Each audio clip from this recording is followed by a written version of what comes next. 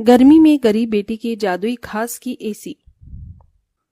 ओह, कितनी गर्मी लग रही है। ऊपर से ये टेबल पंखा भी मरमर कर चल रहा है। एसी लगी होती तो मस्त नींद आती। तभी पंखा चलते चलते जोरदार आवाज करके बंद हो जाता है, जिसकी आवाज से गरीब सत्यकाम का परिवार जाग जाता है। अजी, ये इतनी तेज आवाज कैसी थी? क्या मालूम चंदा, पर ऐसा लगा जैसे कुछ टूट गया। तभी भारती टेबल पंखे को देखती है। पिताजी, वो देखो, टेबल पंखा टूट गया। पंखा टूटा देखकर पूरा परिवार दुख जताने लगता है। हे भगवान, ये क्या, एक और परेशानी बढ़ा दी तूने हम गरीबों पर। ये टेबल पंखा ही तो इस गर्मी में हमारा इकलौता सहारा था। अब तो इस गर्मी में हम बेहाल हो जाएंगे। कितना कहता था मैं कि दिन में पंखा बंद रखा करो, सारा दिन तो चलता रहता था। अब दिन रात चलेगा, कोई भी चीज तो खराब तो होगी ही ना। एक एक पाई जोड़ कर लिया था ये पंखा, अब कहां से लाऊंगा तुम्हारे नए पंखे का दाम। इसलिए तो कहती हूँ पिताजी कि घर में एक एसी लगवा दो। गर्मी भी नहीं लगेगी और नींद भी अच्छी आएगी।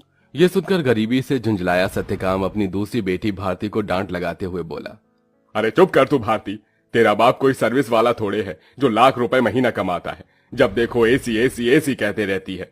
ये एसी सोफा सब अमीरों के घरों में होता है, हम गरीबों की औकात में नहीं है खरीदना। अजी, अब जाने भी तो बच्ची है। अब ही चलो सब सो जाओ। आस पड़ोस वाले भी इतनी रात में हम गरीबों के घर में से हल्ला गुल्ला होता सुनेंगे तो क्या कहेंगे। जैसे तैसे सब गर्मी में सो जाते हैं, लेकिन अपने गरीब माँ बाप बहन को गर्मी से बेहाल देखकर वो गरीब बेटी रात भर खुद सो भी नहीं पाई। अरे, सुबह हो गई, जल्दी से साफ सफाई कर लेती हूँ, फिर बाबा के लिए चाय भी बनानी है। घर में झाड़ू लगाकर जब वो घर के बाहर आकर देखती है तो आम के पेड़ से पूरे आंगन में पत्ते ही पत्ते बिखरे थे और पेड़ पर फल लगने को थे, जिसे देखकर वो खुश हो गई। अरे वाह, आम के पेड़ पर तो बेर लगने लगे हैं। अच्छा है, थोड़े दिन में आम पक जाएंगे। पिताजी को तो आम के साथ रोटी खाना कितना पसंद है। अगर उन्हें रोज अपनी मनपसंद की सब्जी या फिर मीठे आम मिल जाए तो वो पेट भरकर रोटी खाते हैं। लेकिन इस गरीबी में नमक रोटी और चटनी रोटी खाकर ही गुजारा करना पड़ रहा है। इस घर की बड़ी बेटी होते हुए भी मैं अपने गरीब माँ बाप के लिए कुछ भी नहीं कर पा रही हूँ।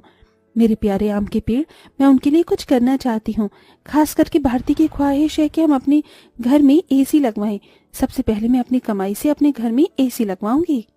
गीतू रोज ही अपने आंगन में लगे उस आम के पेड़ से अपना सुख दुख बांटती थी। वो पेड़ जैसे उसके परिवार का हिस्सा बन चुका था, क्योंकि गीतू ने 5 साल की उम्र में आम की गुठली बोई थी और हर दिन उसमें खाद पानी डालती, जिससे आज पेड़ इतना विशाल और फलदार था। पेड़ के नीचे हर कुछ दिनों में घास उगाती, जिसे गीतू जुगाड़ लगाकर कभी घास की चटाई तो कभी कालीन बुना करती थी। गीतू, मैं और तेरे पिताजी जमींदार के खेत पर जा रहे हैं काम करने। माँ, आप और पिताजी अपनी खेती खुद क्यों नहीं उगाते? वो जमींदार तो यही चाहता है कि हम गरीब लोग सारी जिंदगी उसकी गुलामी करें। तभी तो धूप में वो आपसे गधों की तरह काम करवाता है और सिर्फ 100 रुपए ही देता है पूरे दिन के। पिताजी, आप ही तो कहते हैं ना कि हम गरीब किसान मिट्टी से सोना उगाते हैं। हाँ बेटिया, लेकिन एक गरीब के लिए 2 रोटी कमाना रोज की कठिन चुनौती होती है, जिसे पार करना पड़ता है। सत्यकाम और चंदा चिलचिलाती कड़ी धूप और गर्मी में खेत पर आते हैं, जहां जमींदार ठाठ से कुर्सी पर बैठा था और नौकर छतरी लिए खड़ा था। ओहो, बाप रे बाप, कितनी गर्मी है, आग बरस रही है। इतनी गर्मी में तो एसी की ठंडी हवा छोड़ने का मन ही नहीं करता। राम राम मालिक। अरे भाड़ में गया तेरा राम राम, यहाँ गर्मी से मेरा कचूमर निकला जा रहा है। कहाँ मर रहा था? हाँ, अब तक कहाँ मर रहा था? चलो दोनों मियाँ बीवी खेत जोतने में लग जाओ, उठाओ हल। जी मालिक। बेचारे दोनों कड़ी धूप में उतनी बड़ी जमीन में हल जोतते हैं, उनके माथे से टप टप पसीना बहता जाता है। अजी, शाम हो गई। आज तो मालिक दिहाड़ी देने के डर से आए ही नहीं। उनकी हवेली चलकर मांग लेते हैं। पंखा ठीक भी तो कराना है, वरना गर्मी में गुजारा नहीं होगा।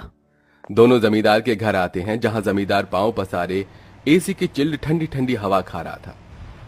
ओहो, क्या मजा आ रहा है। हा, एसी में भैया मजा बहुत है। अरे सत्यकाम, तू यहाँ? जी मालिक, पैसे दे दीजिए। ये पकड़ 200 और चल दफा हो जा।